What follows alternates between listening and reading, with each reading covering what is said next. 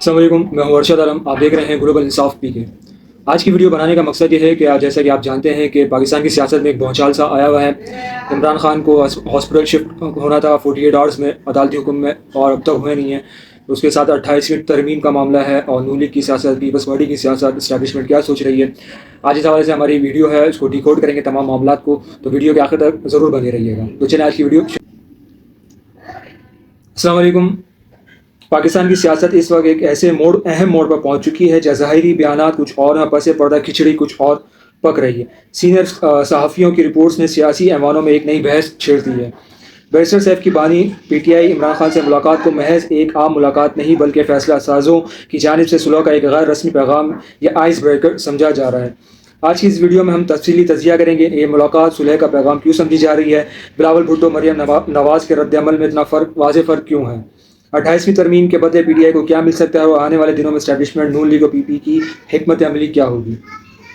سب سے پہلے اس نقطے کو سمجھتے ہیں کہ بیرسٹر سیف کی ملاقات کو اتنی اہمیت کیوں دی جا رہی ہے.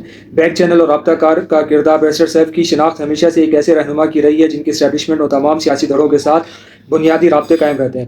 ان کی بانی پی ٹی آئی سے ملاقات محض خیبر پختونخوا حکومت کا معاملہ نہیں بلکہ ایک طے شدہ رابطہ محسوس ہوتا ہے. تصادم سے مفاہمت کی طرف گزشتہ کئی ماہ سے جاری شدید سیاسی ہیجان اور گہراؤ کے بعد فیصلہ سازہ ملک میں معاشی اور انتظامی استحکام کے لیے سیاسی درجہ حرارت کو کم کرنا چاہتے ہیں. آئینی ترمیم کے لیے وسیع اتفاق رائے. آئندہ کی قانون سازی بالخصوص 28ویں ترمیم کو بلا رکاوٹ نافذ کرنے کے لیے اپوزیشن کو مکمل طور پر دیوار سے لگانے کے بجائے ایک حد تک آن بورڈ رکھنا ضروری سمجھا جا رہا ہے.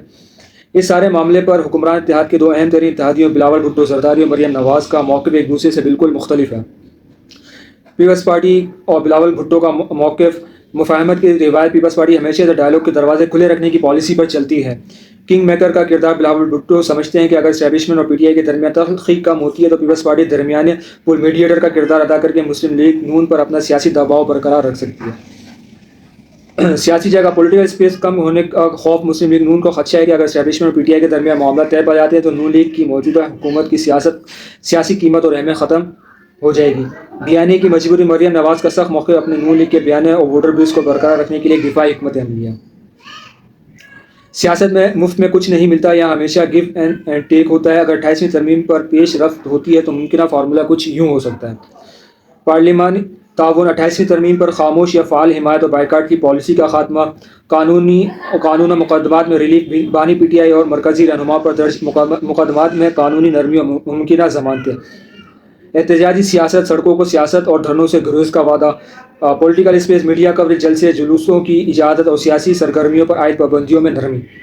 معاشی و انتظامی یکسوئی. اہم ترین آئینی اور معاشی فیصلوں پر رکاوٹ نہ بننا. رہنماؤں کی رہائی. اسیر رہنما اور کارکنوں کی مرحلہ وار رہائی. آنے والے دنوں میں ہمیں پالیسیوں میں یہ بڑے بدلاؤ دیکھنے کو مل سکتے ہیں. اسٹیبلشمنٹ کی پالیسی مقصد ملک میں معاشی بحالی، اکنامک ریکوری کے لیے کنٹرول مفاہمت اور قائم کرنا، یعنی نہ کسی ایک پارٹی کو مکمل بلیک آؤٹ کیا جائے گا اور نہ ہی کسی کو مکمل چھٹی دی جائے گی. مسلم لیگ نون کا چیلنج. نون لیگ کو اپنے محض پی ٹی آئی کی مخالفت پر حکومت چلانے کے بجائے معاشی کارکردگی اور مہنگائی میں کمی کر کے خود کو ثابت کرنا ہوگا، کیونکہ اپوزیشن کے ساتھ معاملہ طے پانے کی صورت میں نون لیگ پر سے ڈھال ہٹ سکتی ہے. پی ٹی آئی کا امتحان. عمران خان کو یہ طے کرنا ہوگا کہ آیا وہ سخت بیانیے پر قائم رہتے ہیں یا اپنے رہنما اور کارکنوں کو ریلیف کی خاطر آئینی اور سیاسی سمجھوتے کا راستہ اختیار کرتے ہیں. پاکستان کی سیاست میں کوئی چیز حتمی نہیں ہوتی. 28ویں ترمیم کا اونٹ کس کروٹ بیٹھتا ہے اور بیرسٹر صاحب کے ذریعے شروع ہونے والے سلسلہ کیا واقعی کسی بڑے سیاسی سمجھوتے پر مینج ہوگا یا اس کا آنے والا فیصلہ چند ہفتوں میں نظر آئے گا. آپ کی اس بارے میں کیا رائے؟ کیا پی ٹی آئی کو آئینی ترمیم کا حصہ بن کر ریلیف دینا چاہیے یا اپنے پرانے موقف پر قائم رہنا چاہیے؟ اپنی رائے کمنٹ سیکشن میں ضرور بتائیں. ویڈیو کو لائک اور چینل کو سبسکرائب کرنا مت بھولیں. اگلی ویڈیو میں ملتے ہیں، تب تک کے لیے اللہ حافظ. اپنا بہت خیال رکھیں. ویڈیو کو لائک کریں، کمنٹس کریں، شیئر کریں اور چینل کو سبسکرائب کریں. پاکستان زندہ باد. پاکستان آرمڈ فورسز پائندہ باد.